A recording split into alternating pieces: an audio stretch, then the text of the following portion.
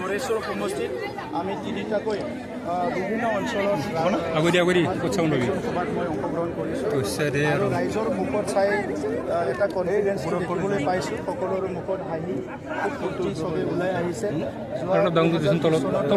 গড়েশ্বৰ সমষ্টিৰ BPPL দলকে গড়েশ্বৰবাসী ৰাইজে জিকাইছে আৰু যোৱা 5টা বছৰত আমি কলেজৰ পৰা আদি কৰি বিভিন্ন অঞ্চলত ইয়াত আন্তঃগাঁথনিৰ পৰা ৰাস্তা দলং বিভিন্ন নিৰ্মাণৰ কাম আৰম্ভ কৰিছোঁ আৰু বিশেষকৈ যিহেতু আমি শান্তিৰ এটা এজেণ্ডা লৈ যোৱাবাৰ চৰকাৰত আহিছিলোঁ, শান্তি সম্প্ৰীতিৰ সমন্বয়ত আমি বেছিকৈ গুৰুত্ব দিছোঁ আৰু আন্তঃগাঁথনি নিৰ্মাণটোকে আমি সমান্তৰালভাৱে লৈ গৈছোঁ।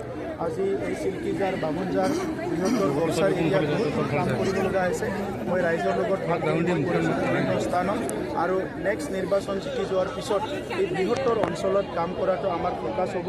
এই অঞ্চলৰ ৰাইজ বড়ো, কৰণীয়া, আমাৰ কোচ ৰাজবংশী, নাথ যোগী, বিভিন্ন কলিতা বিভিন্ন জনগোষ্ঠী আছে।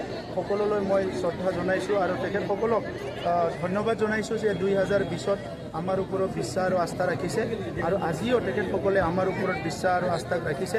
অনাগত দিনত তেখেতসকলক আমি আৰু ভালকৈ সেৱা কৰাৰ কাৰণে আগবাঢ়ি যাম।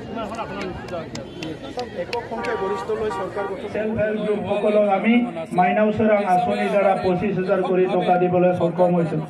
12,000 আমাৰ বাইদেউসকলক বোৱনী শিপিনীবিলাকক আমি উইভিং হেণ্ডলুম ক্লাষ্টাৰ নিৰ্মাণ কৰি আমি সহায় কৰিছোঁ।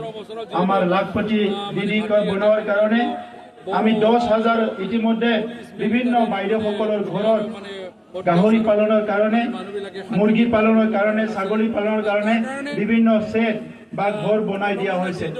এই কামবিলাক আমাৰ অৰ্থনীতি উন্নয়নৰ কাৰণে এটা সময়ত আমি সংগ্ৰাম কৰিলোঁ।